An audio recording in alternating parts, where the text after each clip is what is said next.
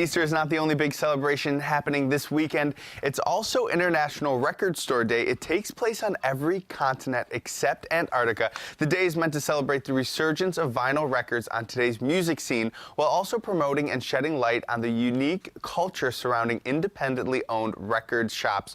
We were ready to spin those records because today we were joined by two people from Record Theater. We were joined by Corinne Lasik and Brandon Delmont. Thank you guys for being here this morning. Now, from what I gather, International Record Store Day started a few years ago in Baltimore, Maryland. So where did this all come about from?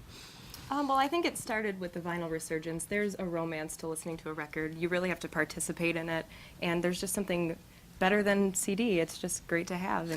So let's talk about that quality, because I think a lot of people, when they hear people are still buying records, say, why are you doing that when you have CDs and MP3s? So why does the sound just a little bit different? And can you kind of maybe explain that quality you would hear?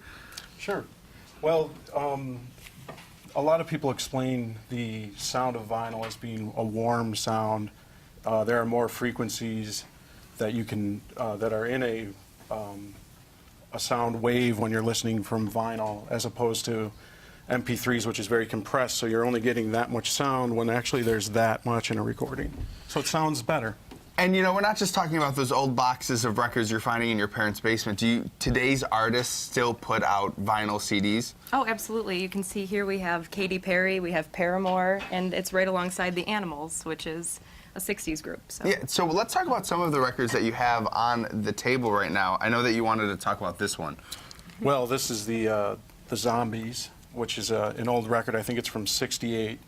And it's a great record. The artwork is great, and you just can't get this kind of thing with, you know, your iPod. Yeah, no one's hanging their iPod or a screenshot of their iPhone on the wall, but do a lot of people take these artworks and also kind of hang them up and use them and display them? Absolutely. In fact, we have a whole wall of them at our store, and it's actually quite something to see, just all these old records. Now, Corinne, as an independently owned record store, you have to be celebrating International Record Store Day, so how are you celebrating this? Well, we have two locations. Each store is having their own unique celebration. At our University Plaza location, there will be live music all day. At our Main and Lafayette location, there will be food trucks, local food trucks, and both stores will be having an Easter egg hunt starting at 10 a.m. And what else do you have planned going on? Because I can imagine, you know, the music industry is such a tight-knit community, so you must be having events all the time. Yeah, we have local in-store performances. We have national acts come in. We just had Johnny Winter, a blues guitarist, come in last month, which was excellent. And we're always doing something new, so it's important to stay tuned to what we're doing. And for people that go into a record store for the first time, specifically Record Theater, what are they going to find? Is it just records, or do you have music of all types? We have everything. I mean, we carry records, but we also have CDs.